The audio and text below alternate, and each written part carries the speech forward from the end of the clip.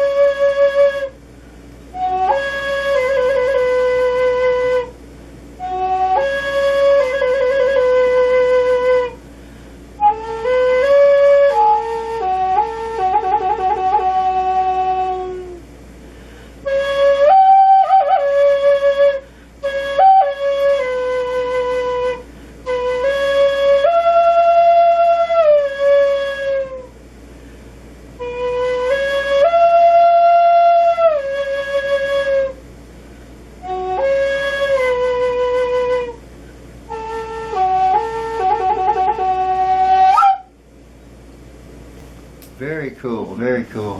Thank you. Thanks for sharing that with us. Now, Pam, how did you originally get started in music? I mean, what was the first thing? Were you a little kid, or how old were you when you first got the bug? Now, I was probably about, well, I was very young. I used to sing to the trees at my grandma's house. Did they reply? I think they were quite pleased. I was doing songs like This Old Man, he played one, and the ants go marching one by one, hurrah. Well, my dad supposedly sang to the farm animals when he was, a kid and everything. And he said the cows didn't really appreciate his efforts, but... They can't talk, so they can't tell. That's right.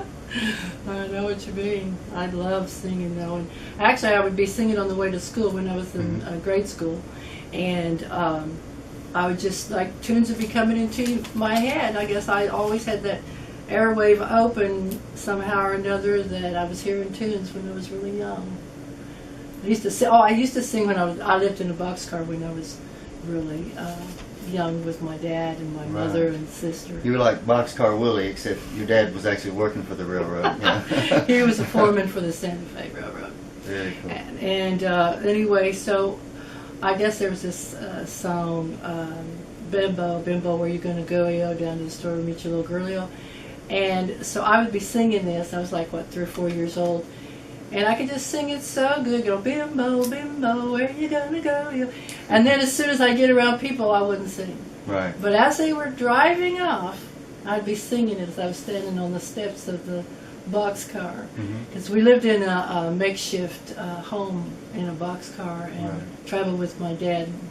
We were from Kansas, and so we would travel like to Chicago or California or wherever if he had to go on a long trip. Other than that, we stayed at the depot, and they'd unhook us and we'd stay there and for the little daily rounds, and then come back again. And if they were going on a big trip, then they just hook us up and take us with them. Wow, so they just leave you sitting there? If they were doing daily rounds and they weren't going very far or whatever, we'd just stay at the depot, I see. It was an off-ramp. And you had a radio show when you were really getting started.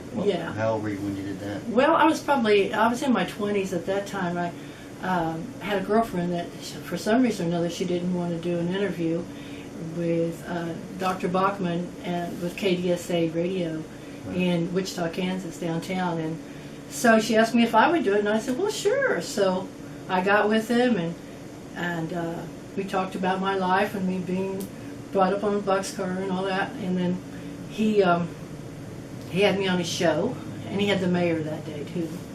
And I got up and I sang some Billie Holiday songs and some Patsy Cline songs and things. Cool. And so I guess I was a big hit because all the lights lit up in in the studio for people wanting to know where I was, where they could go to hear me sing. And so the next thing was he asked me if I wanted to have my own show. So I had my own show. And What was the name of your show? Sail Away Hour. Sail Away Hour. Sail Away with me. And I would, and I had my own song that I wrote and everything, and had musicians come in and record it. So that was my kind of beginning on that. And then, how did that lead? I mean, what was your next phase of? How did you end up coming to Nashville, and how did you become crazy enough to try to be a songwriter, composer, musician in Nashville? Well, a friend of mine, Linda Young, she also performed in nightclubs in Wichita. So she showed me how to play by chords and stuff and sing, and so I was just playing and performing. And she moved to Nashville, and she says, "Pam, you're such a great songwriter. You need to just come to Nashville." And so that's what I did. I just come to Nashville and checked it all out and decided she was right. I needed to move here, and so I did in 1980. Right, and you went to the right place to learn how to write songs. You had Harlan Howard as a mentor for songwriting and other things as well. How did you meet him?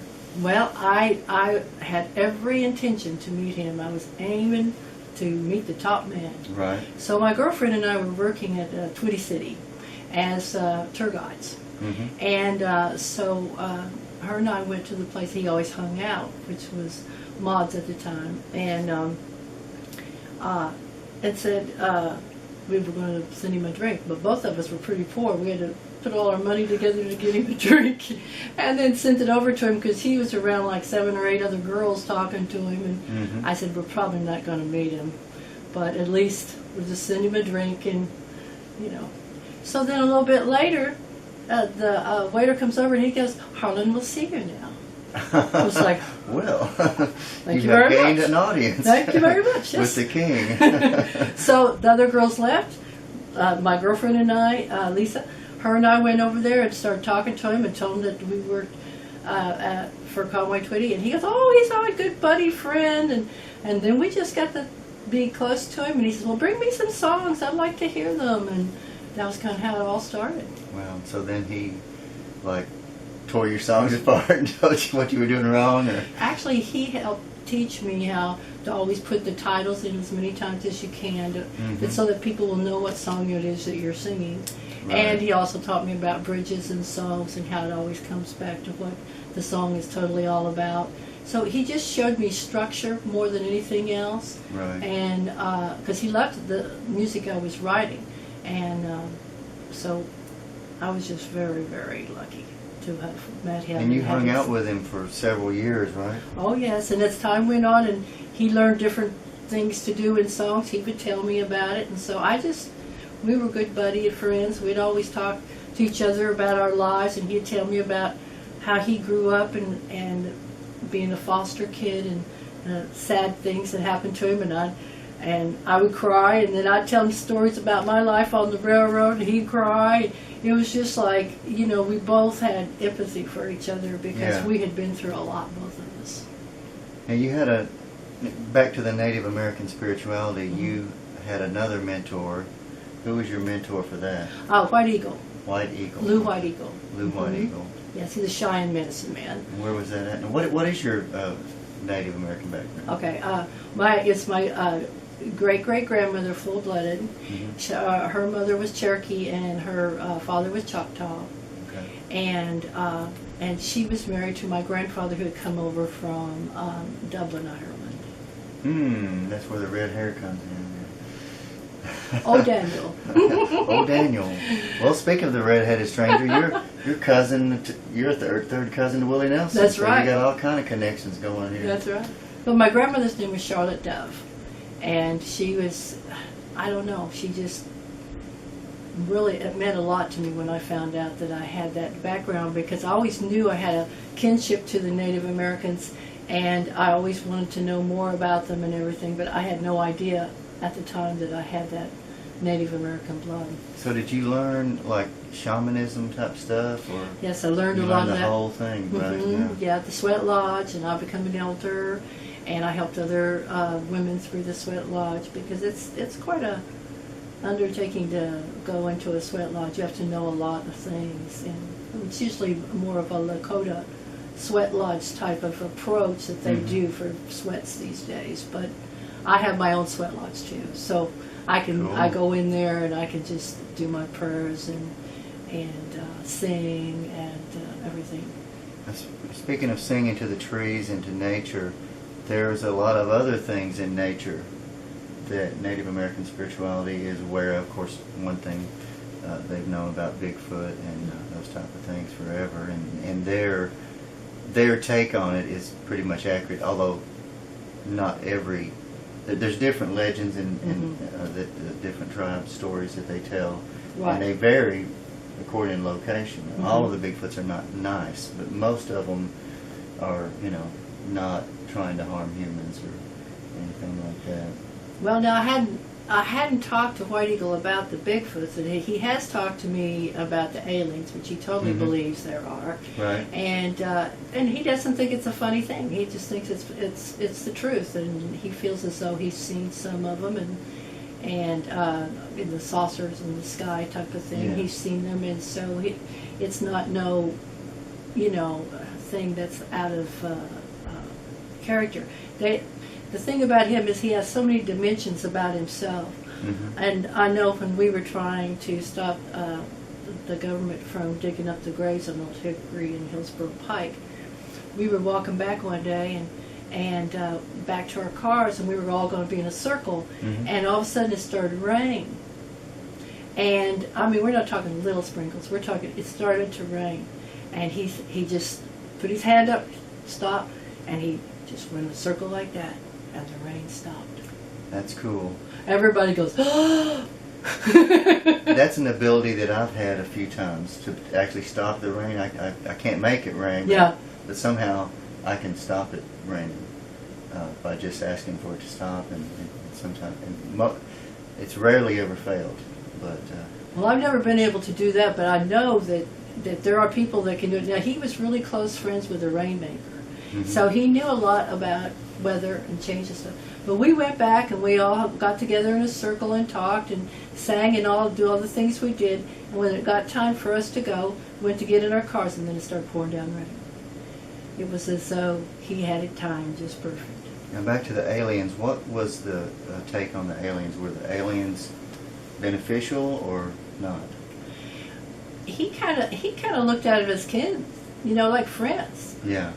He never was afraid of them or anything like that. He just thought that they were just part of it, part of this universe, and that I'm sure that there was good ones and bad ones, just like humans. Sure.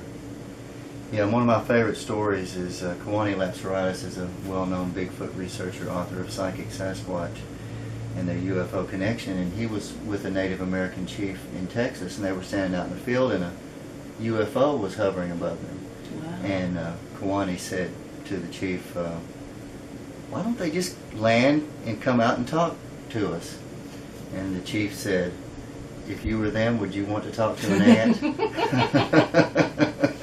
And they might think that, like the movie Starman, if it was ever anything like that with Jeff Bridges, where the humans were like trying to get him, and they were going to like examine him and probably end up killing him and everything.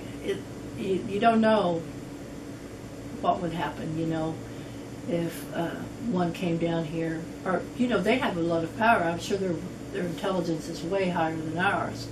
But even at that, we just don't know until it happens, or if it has happened, we don't know about it yet.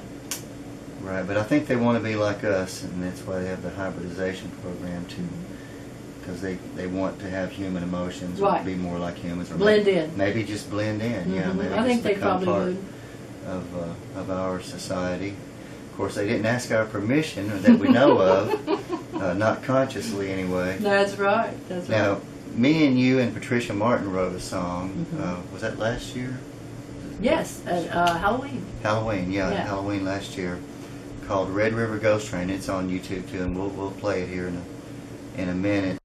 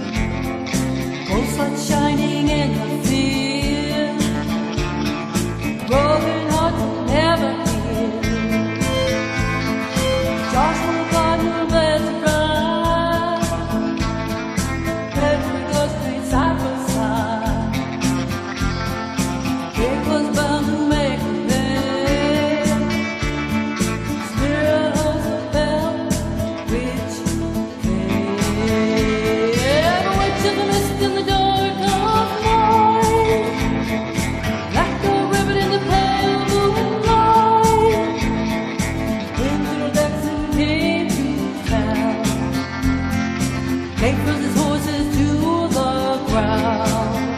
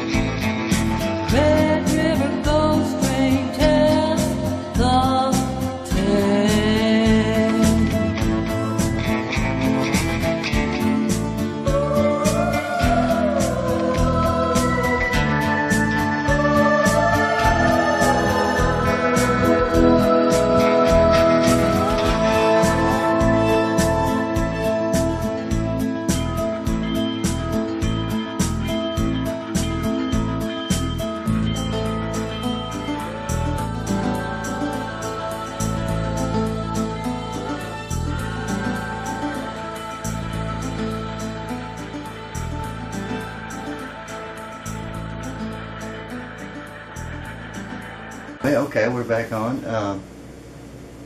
And Red River Ghost Train, the genesis for that was your experience with your dad in the railroads, and we were talking about ghosts and the Bell Witch in particular. Right. And we found out that there was a ghost, or a train, there in Adams, Tennessee. Right. Which was at the time called Red River. Yeah. Yeah, so they... And who would have thought? So we came up with the song Red River Ghost Train, and there had been a train there. Come to right, and there, yeah. we found out that there was a train, a passenger train, as a matter of fact. So there were possible ghost trains running around,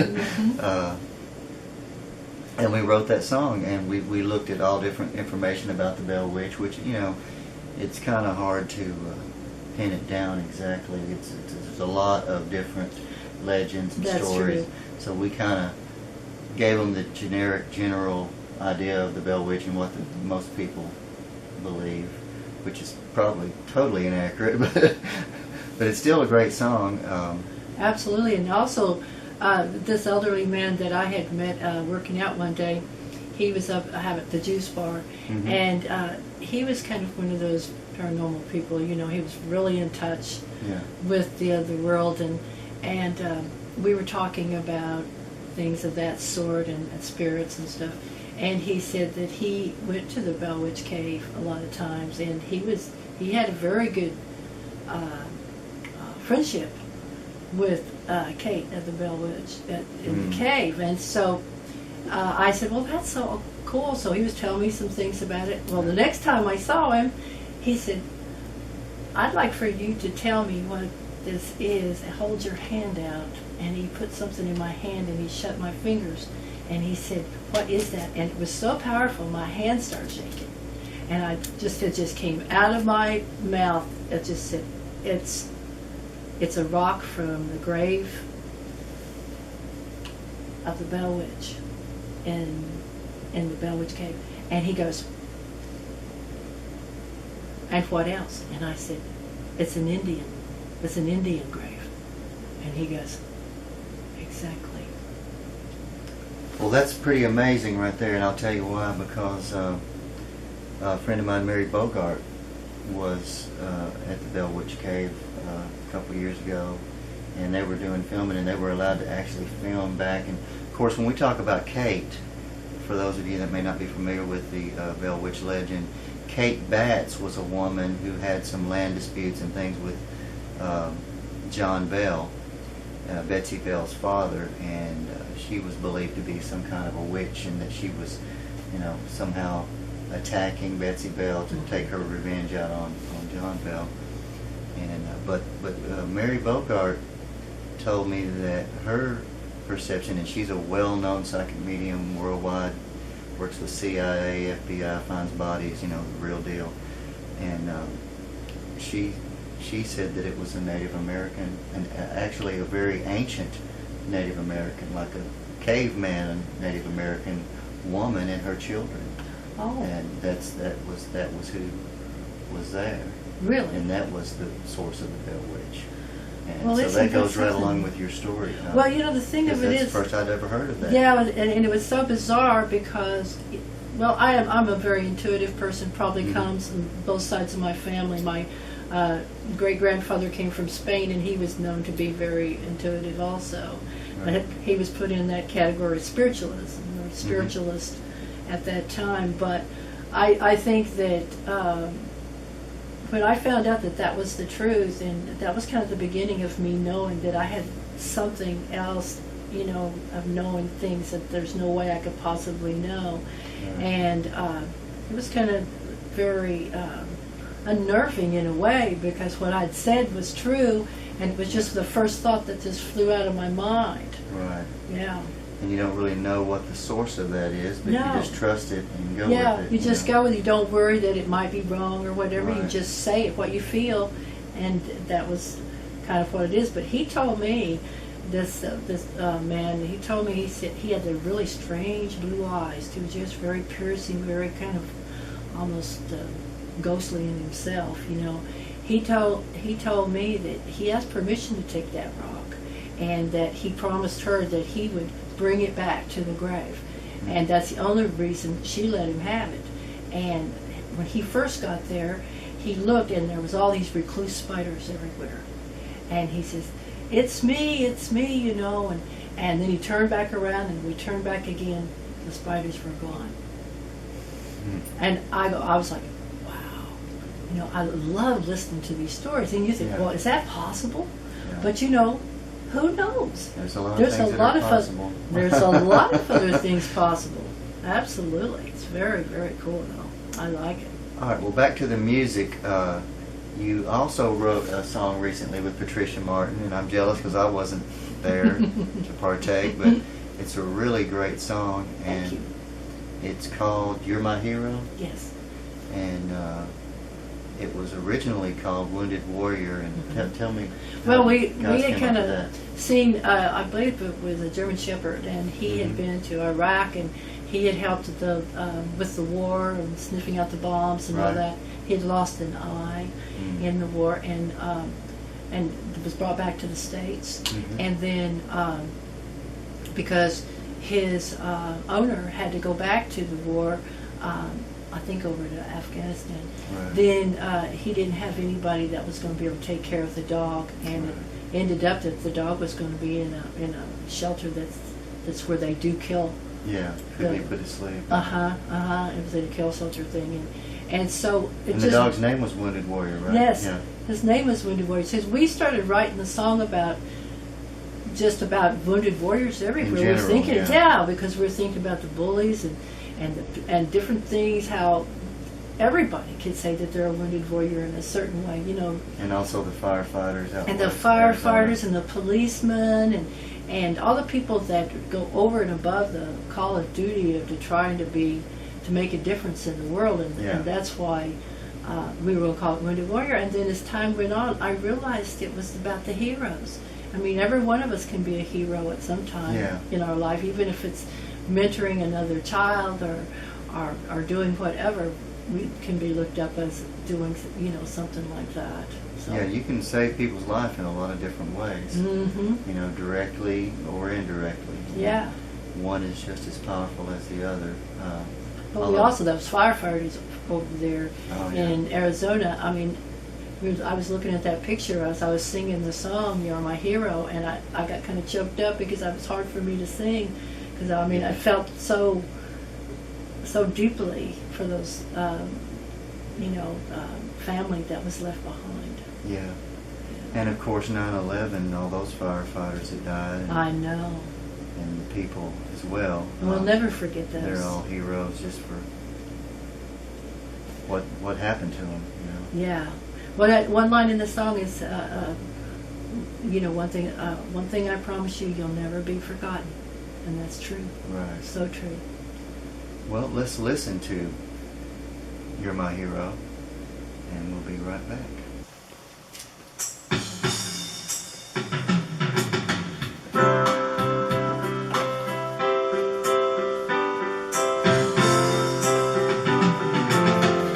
Somewhere there's a hero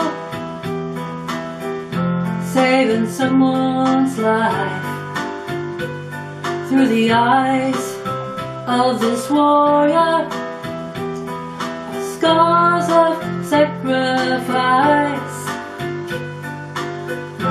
Give us strength when the battle is long, wherever it may be. Stand united, stand strong, keep holding on and believe. You're my hero. You'll leave a better world than you found.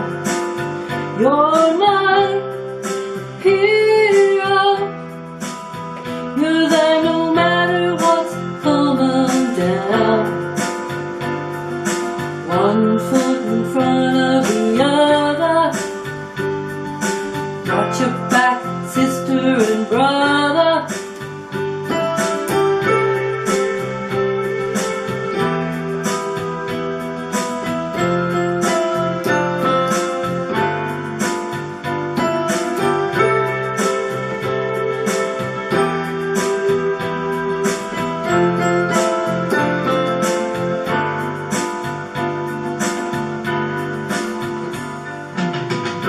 There's no rain without thunder, no glory without strife. Ride the wings of the eagle, hold your head up high. It takes guts and courage to do what you do. Never be forgotten. This I promise you. You're my hero. Leave a better world than you found. You're my hero. You're there no matter what's coming down. One foot in front of the other. Watch your back, sister and brother.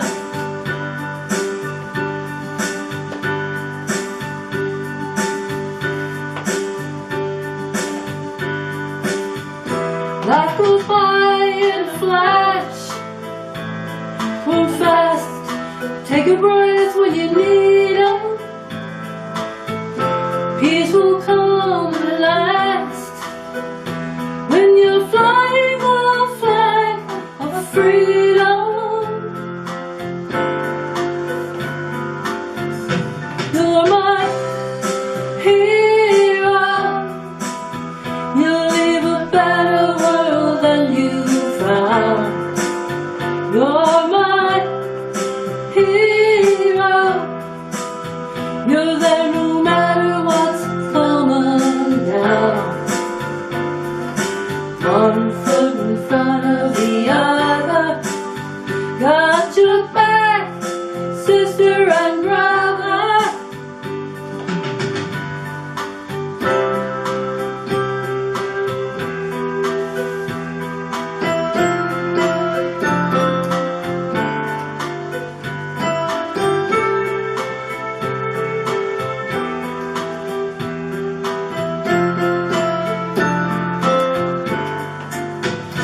You're my hero.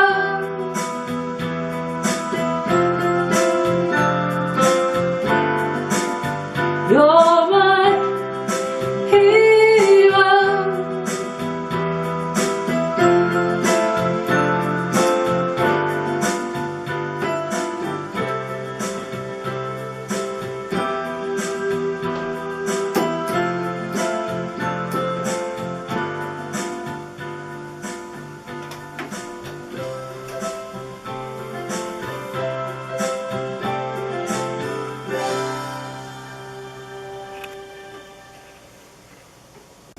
Well, that was great. That's Thank a you. fabulous song. Now, one final question. What are your goals and aspirations as a composer, producer, songwriter? Well, I'm trying to make a difference, obviously. I'm in the studio with children that are up and coming, Right. new artists, and Keela Baccarat is one of them. We just finished a CD of hers, and I'm working with a couple other girls that are planning on going into the studio and to have their own CD. And also, I enjoy just being able to write songs, and I want to be able to have songs that it can go for movies and videos and Right. things Yeah, and of I've this heard sort. some of your music, and it's definitely something that could be movie soundtrack material. Thank you. Really, really incredible tunes you got. I don't know where you come up with those, but they're very, very moving, very powerful. Just the music, even without words or anything. And you not only produce the music and write songs, but you also teach music. You're a vocal coach and piano teacher. That's true. And so some of the same kids that you're producing are actually students of yours. Right. And so you're giving back all the way around. Well, they give me back many times over, because when I just can't help but just feel blessed that I have such wonderful children that look up to me, that are so talented, and that I'm their teacher. Yeah. Well, Pam O Daniel, thank you for being our guest on Mystery Us. You're welcome. Thank you for Great having job. me.